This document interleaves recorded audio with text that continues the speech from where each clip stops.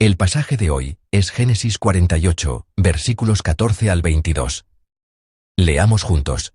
Entonces Israel extendió su mano derecha, y la puso sobre la cabeza de Efraín, que era el menor, y su mano izquierda sobre la cabeza de Manasés, colocando así sus manos adrede, aunque Manasés era el primogénito. Y bendijo a José diciendo: El Dios en cuya presencia anduvieron mis padres Abraham e Isaac, el Dios que me mantiene desde que yo soy hasta este día, el ángel que me liberta de todo mal, bendiga a estos jóvenes, y sea perpetuado en ellos mi nombre, y el nombre de mis padres Abraham e Isaac, y multiplíquense en gran manera en medio de la tierra. Pero viendo José que su padre ponía la mano derecha sobre la cabeza de Efraín, le causó esto disgusto, y asió la mano de su padre, para cambiarla de la cabeza de Efraín a la cabeza de Manasés. Y dijo José a su padre: No así, padre mío, porque este es el primogénito. Pon tu mano derecha sobre su cabeza.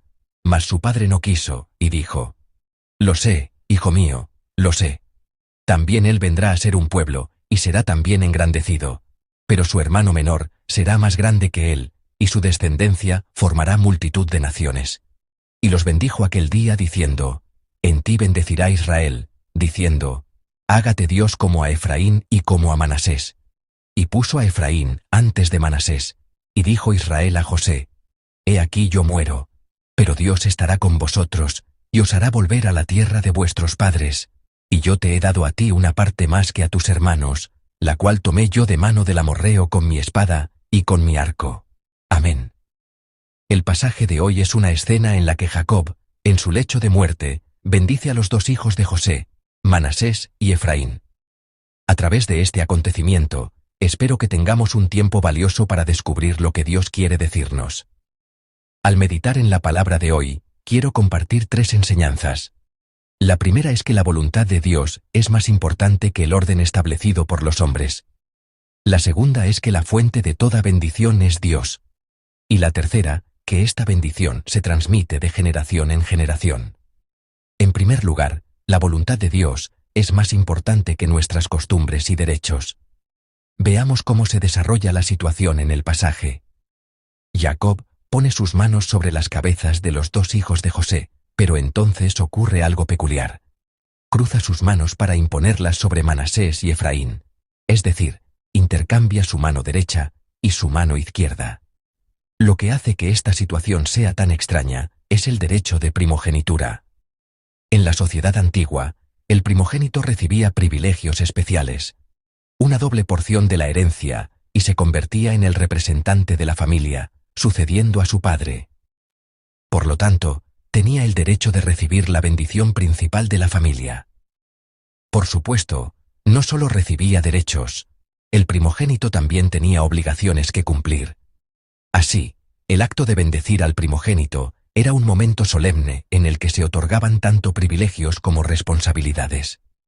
Por esta razón, al bendecir al primogénito, se utilizaba la mano derecha.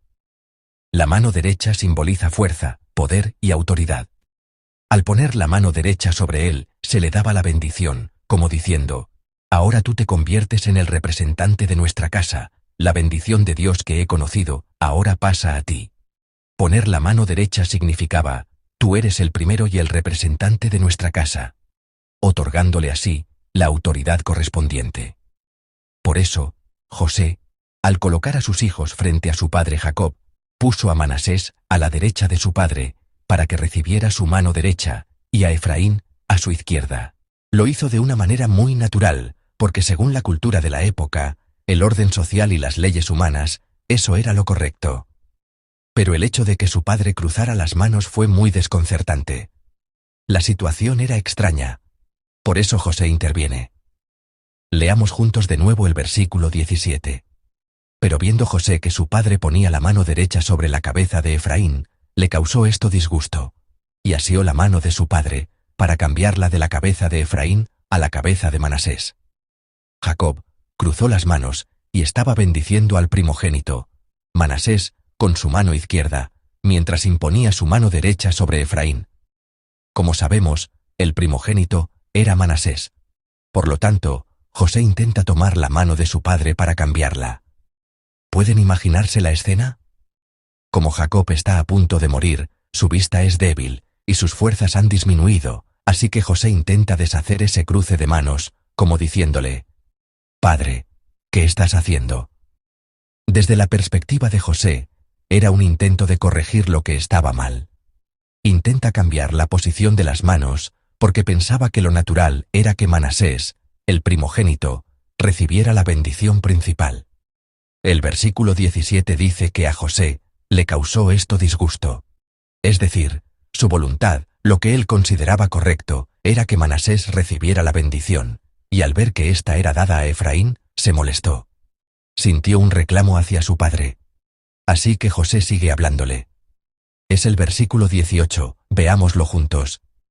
Y dijo José a su padre: «No así, padre mío, porque este es el primogénito, pon tu mano derecha sobre su cabeza».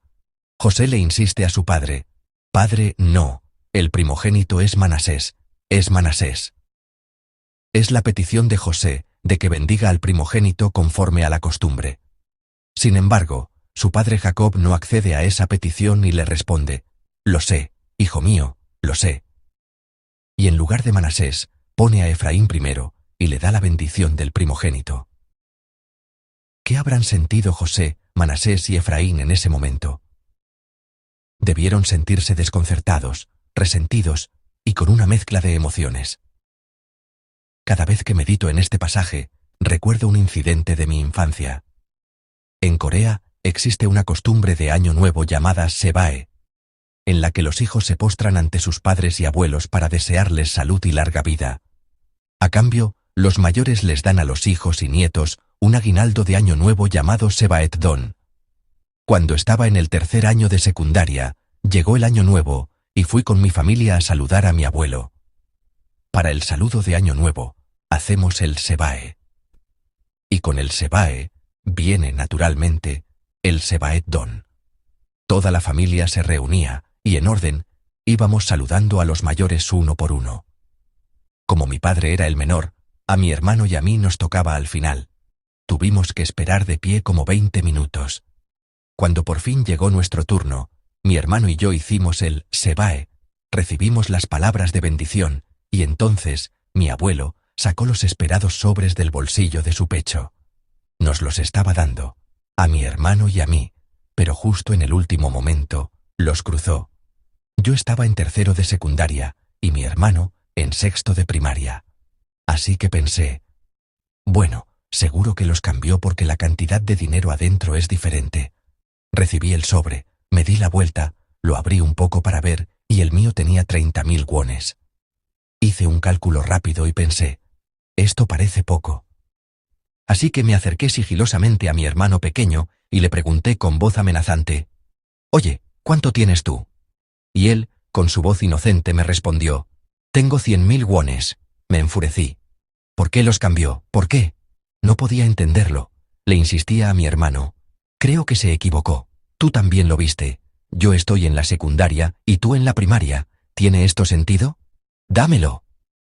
Mientras forcejeábamos, mi madre nos vio y dijo una sola frase: «Es la voluntad de tu abuelo, así que acéptala». Cada vez que medito en este pasaje, recuerdo esa situación.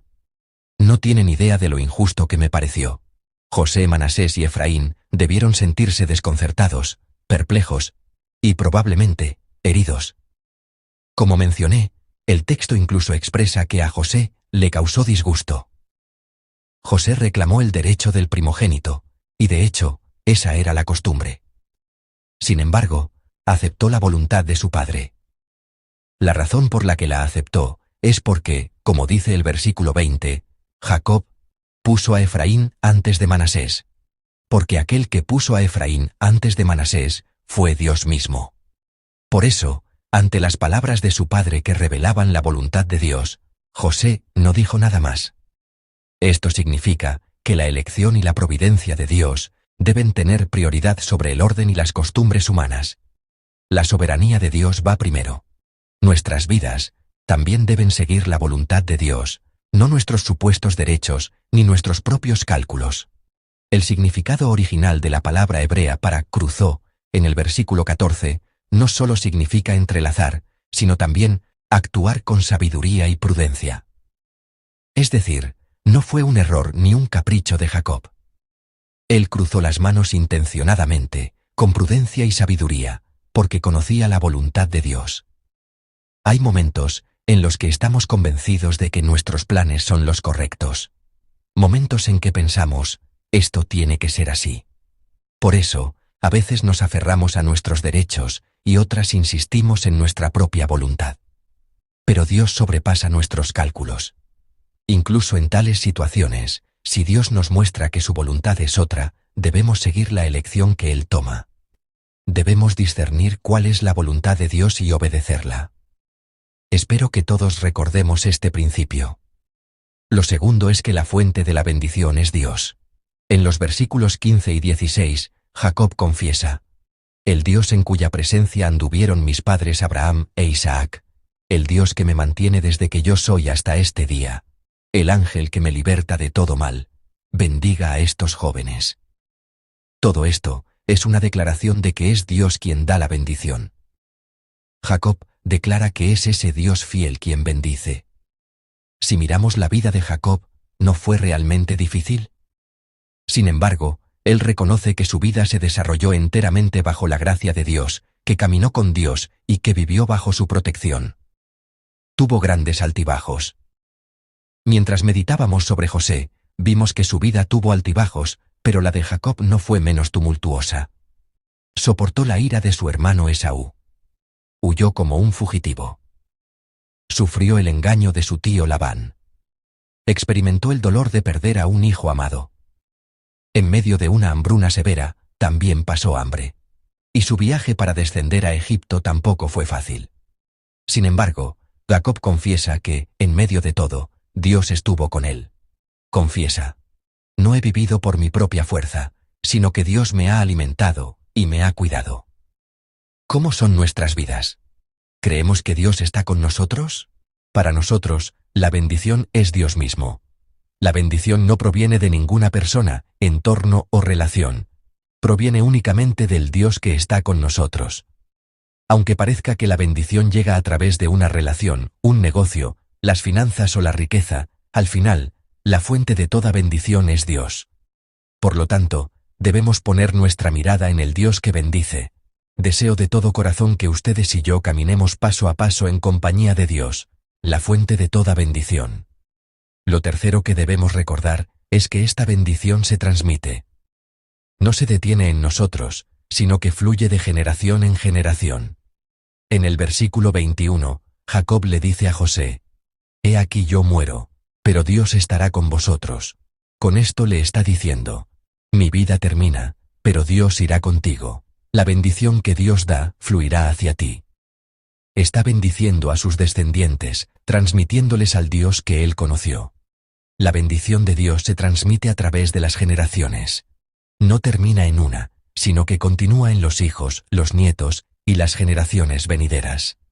La mejor herencia que podemos dejar a nuestros hijos es la fe. Debemos transmitir esta fe y la bendición de Dios. Cuando aconsejo a la gente, escucho a muchos decir que están preparando algo para dejar en herencia a sus hijos. Puedo sentir el amor de esos padres cuando dicen: al menos, debería dejarles esto. Pero una vez me conmovió profundamente una historia. Una hermana de la iglesia había transcrito a mano toda la Biblia. Cuando la terminó, se la regaló a su hijo el día de su boda, diciéndole: a través de esta palabra, quiero que tú también conozcas al Dios que yo conozco. Luego me contó que ya estaba escribiéndola de nuevo, preparándose para dársela a su otro hijo cuando se casara. Me pregunté cómo se sentiría ese joven al recibir, el día de su boda, la Biblia transcrita a mano por su propia madre. Pensé en lo agradecido y feliz que debió sentirse. Pero tenemos hijos que nos lo ponen difícil. Hijos pequeños, y también hijos ya mayores. Muchos de nuestros hijos no tienen fe o se han alejado del Señor. Es una situación muy dolorosa. Conocí a una diaconisa que traía una foto de su hijo a cada servicio de adoración. Qué corazón el de esa madre. Traía la foto con la esperanza y la oración de que algún día adoraremos juntos en este lugar. Me dijo que oraba sintiendo que su hijo está adorando a su lado. Pude sentir cuán profundo y anhelante era su deseo. Ese es el corazón de todo padre y madre que anhela transmitir la fe, un corazón que clama: Señor, por favor, que mi hijo vuelva a tu casa. Creo que ese es el corazón de un padre de fe. Nosotros también tenemos la obligación de transmitir bien la herencia de la fe a nuestros hijos y a las próximas generaciones. Debemos ser padres de fe. Padres que transmiten la bendición de Dios. Debemos cumplir con nuestro papel. Ruego que ustedes y yo nos convirtamos en los padres de fe que Dios desea.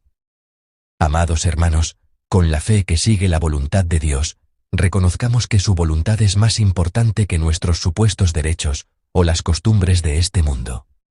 Y con nuestra mirada puesta solo en Dios, la fuente de bendición que está con nosotros, avancemos paso a paso. Mi oración es que no solo experimentemos la gran bendición que Dios nos da, sino que también nos convirtamos en padres de fe que la transmiten a sus hijos y a las próximas generaciones. Que el Señor nos ayude a vivir así desde hoy.